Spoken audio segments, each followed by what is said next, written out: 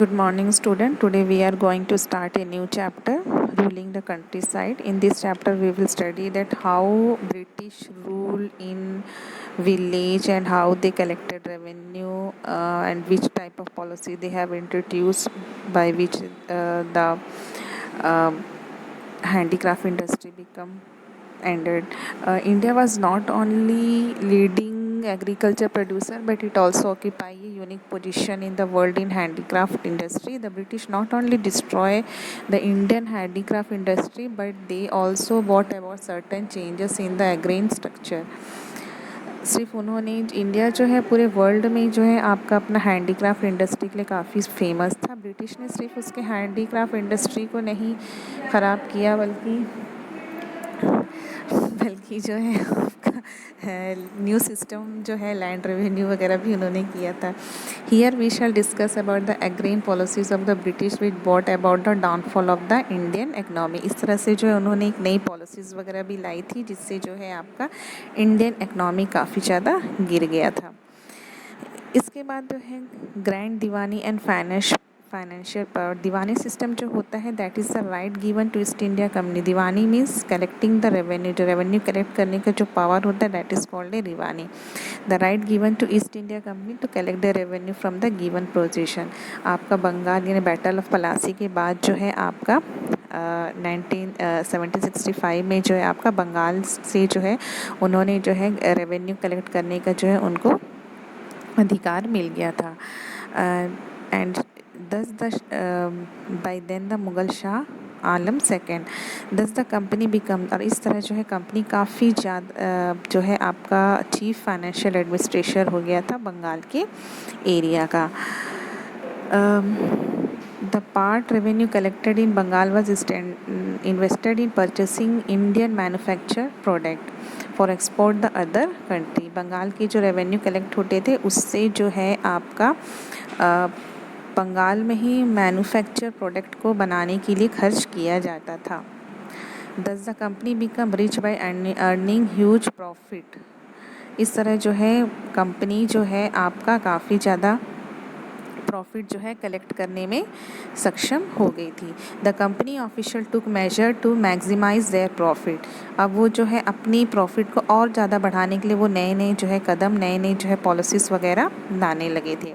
Warren Hastings ने एक नया आपका सिस्टम इंट्रोड्यूस किया था जिसमें उन्होंने ऑक्शन किया था कि जो आपका ज़्यादा कलेक्ट करके रेवेन्यू देगा ये उसको ही काम, मतलब एक तरह से कॉन्ट्रैक्ट जैसा दिया गया था। The company did not get the much bidder because they usually quoted higher bidder than they could actually pay। यानी ये सिस्टम से भी उनको बहुत ज़्यादा फ़ायदा नहीं हुआ क्योंकि उनको बहुत ज़्यादा ये कलेक्शन जो उन्होंने एक ऑक्शन रखा था उससे भी उनको बहुत ज़्यादा जो है आपका रेवेन्यू नहीं मिलने लगा जो एक्चुअली वो लोग उनको मिलना था। This system of collecting revenue came to be known as इजरदारी and bidder who collected revenue is called इजरदार।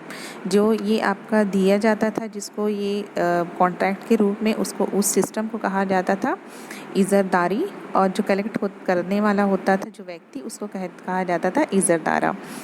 The company official understood one important aspect of expanding their base in India. They understood the importance of those who ruled the country of sir। जब इस तरह से उन्होंने system शुरू किया तब उनको ये समझ में आ गया कि जो कंट्री साइड में रूल करते थे पास्ट में उनकी वैल्यू उनको समझ में आ गई and enjoy authority and prestige. The company wanted to be careful not to annoy those people. तब उनको ये समझ में आया कि हम उन लोगों को नकार नहीं सकते। तो growth revenue initially the company was just interested in collecting revenue. अगर किस तरह ग्रोथ मेन जो आपका कंपनी का जो उनका मेन एम था सिर्फ रेवेन्यू यानी अपने प्रॉफिट को बढ़ाना, उससे ज़्यादा उनका कोई इंटरेस्ट नहीं था। The company was just interested in collecting revenue so that it's trade and other expenses could be financed.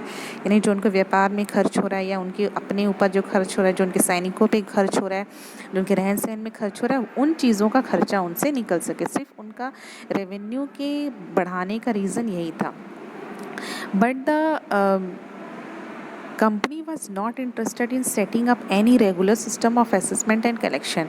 वो सिर्फ अलग अलग सिस्टम को इंट्रोड्यूस करी थी जिससे भी उनको ज़्यादा से ज़्यादा फ़ायदा हो। ये सिर्फ ये नहीं देख रही थी कि किस तरह से जो है ना कोई ऐसी नया सिस्टम ना कुछ एक रेगुलर सिस्टम ला रहे थे कि जिससे जो है इसी तरह से जो है रेवेन्यू कलेक्ट किया जाए। The revenue was enough to double the purchase by company within 5 year. सिर्फ 5 साल में उन्होंने जो है रेवेन्यू को काफ़ी ज़्यादा जो है बढ़ा लिया, डबल कर लिया उन्होंने। Growth of problem for common people but the Bengal economic was facing a deep crisis. अब ये जो है growth of problem of common, अब ये जो है आम जनता के लिए सबसे बड़ी प्रॉब्लम हो गई थी। बंगाल इकनॉमी वाज फेसिंग, सबसे ज़्यादा जो है बंगाल की इकनॉमी फेस कर रही थी क्योंकि वहाँ की टोटल जो है उन्होंने रेवेन्यू का बहुत ज़्यादा जो है इस्तेमाल कर लिया था। Artisan wing force to sell their goods to the company, यानी उनको फोर्स किया जाता था कारीगरों से कि वो अपनी चीज़ें जो है कम दामों में कंपनी को बेचें। And hence most of them were deserting their villages. कई लोग जो है अपने गांव वगैरह छोड़ के चले जा रहे थे क्योंकि अब उनके पास कोई साधन नहीं था जीने के लिए, कमाने के लिए। Peasant were not able to pay the dues, जो उन जमींदारों से या बाकी लोगों से जो उन्होंने उधार लिए थे, सिर्फ वो उधार चुकाने तक के उनके पास पैसे नहीं थे। Production by artisan decline and the farmer production also decline. जो आपके आर्टिस्ट थे, जो कारीगर थे, उनके भी प्रोडक्शन कम होते जा रहे थे, किसानों के भी प्रोडक्शन कम हो रहे थे। 1978 ट्राइबल फैमिन हिट बंगाल, एक ऐसा आपका महामारी आई जिससे जो है काफ़ी यानी 10 मिलियंस लोग जो है इसमें मारे गए थे। तो इस तरह से हम देख सकते हैं कि किस तरह से जो है आपका एक Robert Clive is, you can see in the picture that Robert Clive accepting the diwani of Bengal from the that Nawab. And Robert Clive, the first Baron Clive, also known as the Clive of India, Commander-in-Chief of British India, was a British officer and soldiers of fortune who established the military and political supremacy of East India Company. Robert Clive जो थे वो पहले ऐसे brown Clive कहा जाता था, Clive of India, जिन्होंने जो है आपका जो कमांडर एंड चीफ थे ब्रिटिश इंडिया के and British officer and soldier, वो पहले थे जिनको जो है कमांडर एंड चीफ या जनरल जो है आपका गवर्नर जनरल का जो है उनको खिताब दिया गया था। Together with Warren Hastings, he was one of the key early figure in the creation of British India. He also set for the to grow as a Tory member Parliament of Great Britain. साथ ही साथ जो Warren Hasting जिसको governor general, पहले governor general कहा जाता है, उस तरह से रॉबर्ट क्लाइव को भी जो है आपका इंडियन हिस्ट्री में जो है आपका उनका बहुत बड़ा जो है आपका दर्जा रहा है। उन्होंने जो है एक नई, इसके बाद ब्रिटिश ने एक नई सिस्टम इंट्रोड्यूस की, that is the permanent settlement. Permanent settlement क्या है? Permanent settlement had to take some steps to improve, कुछ ऐसे सिस्टम जो है इंट्रोड्यूस किए थे कॉर्नवालिस ने 1793 में। इस सिस्टम के अनुसार, इम्प्लीमेंट के अनुसार जो है आपका Bengal, Bihar and Orissa under this system land revenue, he gave land to the land lord और परमानेंट बेसिस में जो है लैंड लॉर्ड को जो है दे दिया गया था। और this landlord had to pay fix amount land revenue to British India, यानी एक फिक्स कर दिया गया था कि साल में आपको इतनी रेवेन्यू जो है कंपनी को देनी है। The zamindar become the new master of land but the zamindari could be evicted if they fail to collect the fixed land revenue. Zamindar जो है इसके मालिक हो गए थे, लेकिन उनको ये कहा गया था कि अगर वो लोग इस रेवेन्यू को देने में फेल हो गए तो उनकी ज़मींदारी ख़त्म कर दी जाएगी।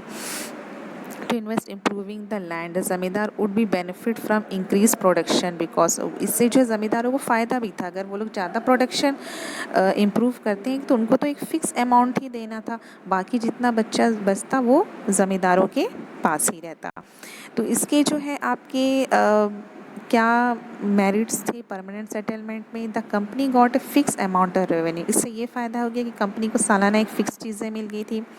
It become possible for company to administrate various department of system, है ना। Landlord were made permanent owners and land एक फिक्स अमाउंट मिलना शुरू हो गया था। इसके डीमेरिट्स ये हुए थे, this system give rise to new social class which came to be known as lord. एक नया समाज में एक नया क्लास का जन्म हुआ जिसको लैंडलॉर्ड कहा जाने लगा, है ना, ऑनर ऑफ लैंड जिसको कहा जाता है। They were loyal to the British encourage the Indian peasant. वो जो है ब्रिटिश के प्रति काफ़ी ज़्यादा जो है आपके वफादार थे और वहीं जो है दूसरे की तरफ नहीं थे। इसके साथ जो है आपका the revenue was fix eight A high level of ज़मींदार फाउंड इट डिफ़िकल्ट टू पे। अब प्रॉब्लम क्या होने लगा, और एक प्रॉब्लम क्या होने लगी, इतनी ज़्यादा फिक्स कर दी गई थी रेवेन्यू की ज़मींदारों को ये पे करना काफ़ी मुश्किल हो गया था। Hence zamindar were not investing in improvement of land, और क्योंकि वो जो है बहुत ज़्यादा इम्प्रूव नहीं कर पा रहे थे लैंड को बढ़ाने में। But the situation change first decade the 19th century, there was price rise and expansion in cultivation. यानी जो शुरू में तो उन्होंने जो है कल्टीवेशन को बढ़ाने में, क्योंकि इतना ज़्यादा हाई था कि उनको ज़मींदारों का प्रोडक्शन बढ़ाना ही पड़ता, तब जाके उनको कहीं ना कहीं फ़ायदा होता कि वो एक पर्टिकुलर अमाउंट ब्रिटिश को देते और कुछ जो है अपने पास रखे। But did not result in any gain for company because of fix amount. The zamindar preferred to earn as much profit as they could and seldom bother about investing in land. They were just happy to lease out the land tenants. The system was extremely oppressive for cultivator. He had to pay high rent to the zamindar. जो किसान थे, जो cultivator थे, उनके ऊपर बहुत ज़्यादा extremely वो था, बर्डन था, क्योंकि उनको जो है आपका ज़मींदारों को ज़्यादा पे करना था, तो क्योंकि ज़मींदारों को ब्रिटिश को ज़्यादा देना है। They were no security of right to the land. साथ ही साथ जो कल्टीवेटर थे उनकी भी ज़मीन की कोई सिक्योरिटी थी कि उनको ज़मीन मिलेंगे। Cultivator often had to take loan from the money lenders. अब उस चीज़ को, खेती को बढ़ाने के लिए या ज़मींदारों को पे करने के लिए वो मनी लैंडर से, साहूकारों से जो है आपका पैसा लेते थे। Failure of payment of rentalment evidence cultivator from the land. अगर मान लो वो लोग जो है देने से आपका पे करने से अगर वो लोग इनकार करते हैं या नहीं दे पाते हैं तो उनकी ज़मीनें छीन जाती। तो इस तरह से जो है परमानेंट सेटलमेंट अगर कहीं ना कहीं जो है आपका ब्रिटिश के लिए फ़ायदेमंद था, तो कहीं ना कहीं उसके बहुत सारे डीमेरिट्स भी थे। तो this is the first in this video we have studied at how the British have started a new policies and what is the merit and demerits of this policies. Now in next video we will study about the next system of revenue.